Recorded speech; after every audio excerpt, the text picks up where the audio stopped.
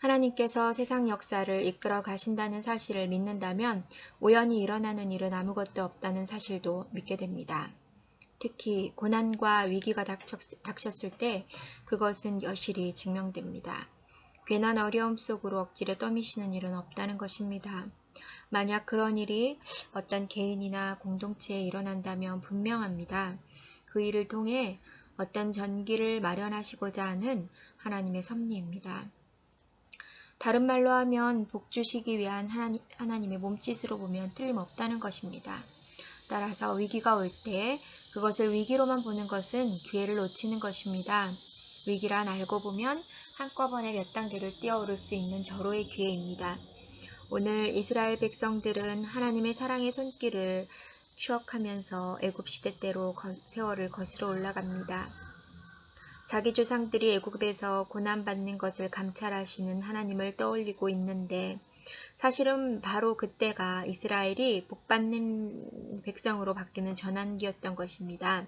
그렇습니다. 이스라엘은 이제 하나님의 구원의 역사를 이루는 나라로 사명을 감당해야 했습니다. 그러자면 남의 나라 한 구석에 있어서는 안 되었고 여간 강에서도 안 되었습니다.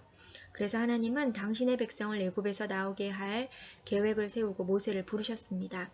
문제는 이스라엘 백성들에게 애굽은 종살이로 살았을지언정 이제 400년을 넘게 살았던 고향이나 마찬가지라는 점입니다. 몇 세대를 걸치면서 안정됐을 터인데 보통 일로는 그곳을 떠나려 하지 않을 게 분명했습니다. 그래서 하나님은 요셉을 모르는 바로 왕을 일으키시고 그는 번성하는 이스라엘 족속을 핍박하기 시작합니다. 얼마나 고통이 극심했는지 우리가 다 아는 바입니다.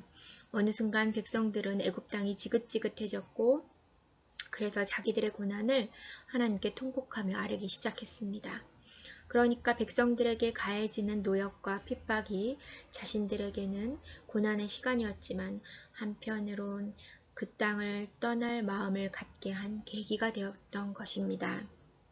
만약 바로왕이 선대왕 때처럼 요셉이 한 일을 기억하고 계속 이스라엘 백성들에게 호의를 베풀었다면, 그래서 백성들이 거기서 더 잘 먹고 잘 살게 되었다면 이스라엘은 그 땅을 떠날 생각을 못했을 것입니다.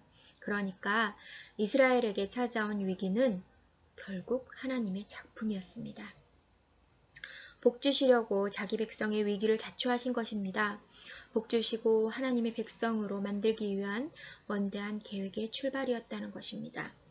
40년 강야 생활도 백성들을 강하게 만들기 위한 커리큘럼의 한 부분이었습니다. 그런 야성 없이 맨 땅에 자기들의 나라를 세우긴 어려웠을 것입니다.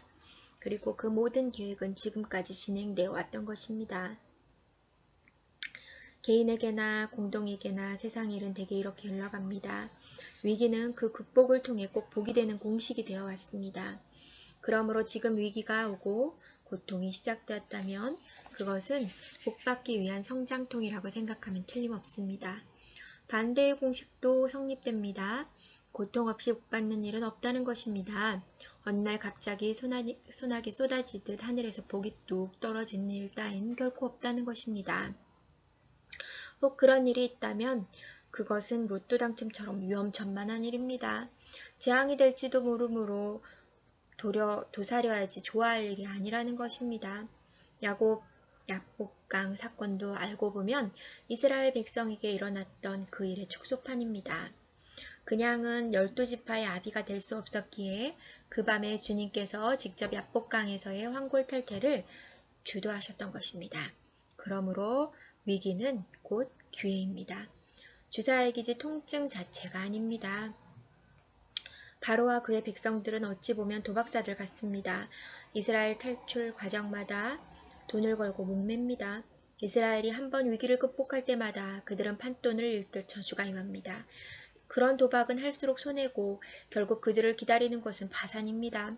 우리가 유념해야 될 게 그것입니다. 복받는 주체자가 돼야지 바로 바로왕처럼 누군가의 축복을 막는 장애물이 되어서는 안 된다는 것입니다. 우리가 깨어있지 않으면 그런 사람으로 쓰일 수도 있다는 사실을 잊으면 안 됩니다. 이스라엘 백성들은 이렇듯 보금자리가 된 예루살렘 성 안에서 하나님의 자비로운 손길을 기억해내고 있습니다. 그들은 그렇게 잘하고 있었습니다. 그들의 고백과 기도는 이쯤에서 끝나지 않고 계속될 것입니다. 위기가 왔습니까? 복이라는 친구가 찾아온 것입니다. 반갑게 맞이하려고 애쓰십시오. 비록 그의 손에 든 보자기가 검고 칙칙해 보여도 풀고 난 후의 내용물은 보화입니다. 그 친구가 찾아왔을 때 정성을 다해 겸허하게 맞이하십시오. 떠난 후에 보면 우리 형편은 일취월장 좋아지고 우리 마음은 쑥 자라있을 것입니다. 위기는 위험한 기회라는 말은 정말 맞습니다. 하늘아버지의 특별한 선물로 맞이해야 할 일입니다. 안개가 걷힌 후엔 언제나 따스한 햇볕이 쏟아지는 법입니다. 위기가 기회라는 것은 사실입니다.